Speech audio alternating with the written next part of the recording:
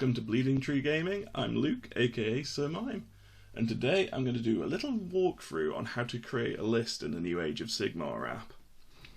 So, you open the app up and you'll be put onto the reference section to start off with. The reference section is really good for being able to look through army rules, both yours and your opponent's, as well as core rules. You want to head over here to the Stormforge. Once you're here, you can click on this plus icon to begin making a list. Now, you'll be able to choose your faction between one of the 4 Grand Alliances. I've gone to choosing Grand Alliance Death, and then once you click on there, you get a drop-down bar of the different armies within that Grand Alliance. I've then chose Flesh Eater Courts. Once you've chosen your army, it's then time to choose how many points you want to start building your list towards. I've gone and picked 2,000 points for this tester.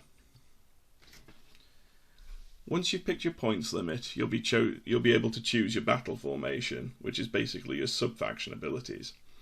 Each one of these you can actually click on these down arrows to have a little read as to what effects they actually have for your army, as well as a little bit of lore.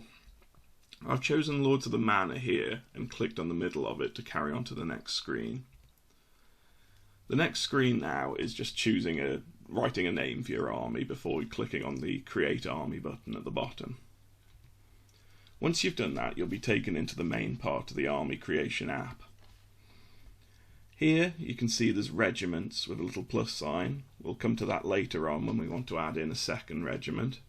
We have auxiliary units, which are extra troops that can be added into your army but without the aid of having to have a hero in a regiment.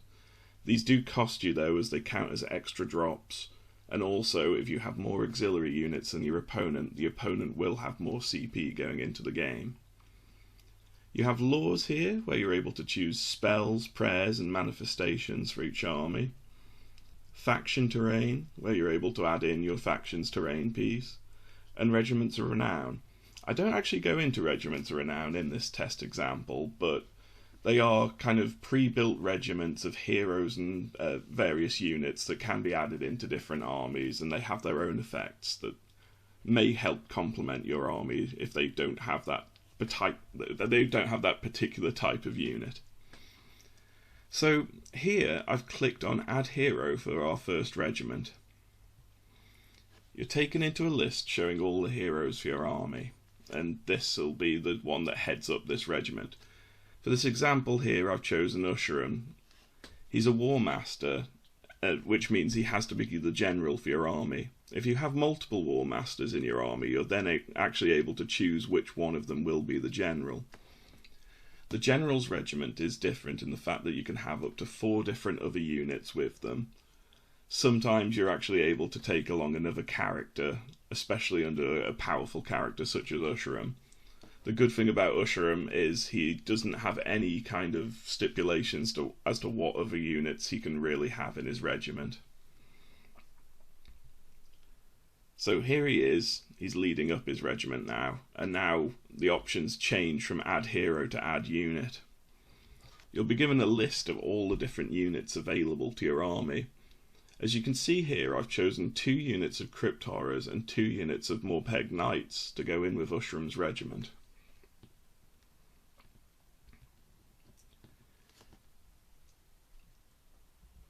Now, this is the part where I'm going to add in an extra regiment here by clicking on this plus sign.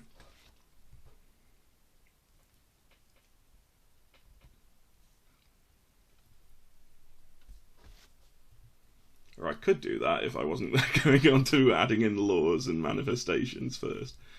So, once you click on the laws, you're actually able to choose a spell lore for your army, and that's magic that all the wizards in your army actually have access to. For the Flesh Eater Courts, they have the Lore of Madness. You can kind of click down here and it will give you a little description as to what spell does. The same with prayer lore, and then the manifestation laws, it will actually tell you which manifestations are available to your army. Now, I don't have a priest in this tester yet, but I will put one in later, so I do click on this Rites of Delusion, and then I do actually go down here and go for the I think it's Manifestations of Madness. It's all madness with Flesh Eater Cords. If you click on the faction terrain, it will give you the ability to add in your faction's terrain piece. These are at no extra cost to your armies, and they do often give you some actual useful buffs for taking them. So here you can see the Carnal Throne that I can add into the Flesh Eater Court list. Now, going back to Usherim, as I mentioned before, like, he is the War Master, so he has to be the general for the army, but you do have to actually go in to click on his little picture, and then you'll see here he has this little slider for making him the general. There's other drop downs here for unit sizes. You can go down there and, like, actual units that have more than one model, it'll tell you how many models are in the unit and what points cost they are, and weapons. There's quite a lot of the units in the game now are very set in what weapons they're taking, but certain units, such as the Storm Fiends, you actually do still have choice of some weapons that they can take. So if you have them, like, you'll have to go into this little weapons tab to tally up what you've got in the unit. So this is the part now where I've actually added the second regiment. I ticked on here, I did the add unit, the add hero again, and I picked the Abhorrent Cardinal there. And then he also has the option of adding extra units in with him. Other regiments, apart from the General's one, can only take 3 other units with the maximum. And the Abhorrent Cardinal does actually have a few restrictions as to what can be in his regiment, which we'll see later on. So I've clicked on the Cardinal now, because he's not a unique character. He's actually able to take the Artifacts of Power and Heroic Traits for the army. So basically, one unnamed character in your army can take an Artifact of Power and or Heroic Trait. I believe you can actually give one thing the artifact and one thing the trait if you want to split it between 2 different unnamed heroes. Once again, if you click the little down arrow, it will give you a selection of the ones that you can pick from, and once again, if you click a down arrow from there, it will actually give you like a little description as to what each of them does.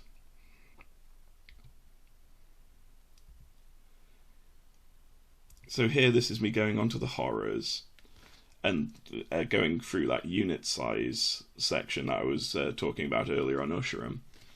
Now, the reason I've shown this here is the fact that, like, any regular unit in the game can actually be reinforced now, and reinforcing just basically means you can double up on the amount of models that would be in that unit. So one of my horror units here I've actually clicked on to be a reinforced one, so now there's 6 models instead of 3.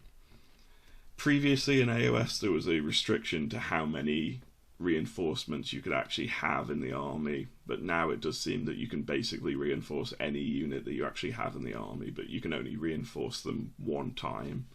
Before, you could double reinforce things. So here I've gone into the actual Abhorrent Cardinal's stat line here, and I will just go back. If you see here, there's this little piece of paper tab here. It's the same as the 40k app if you're used to using that.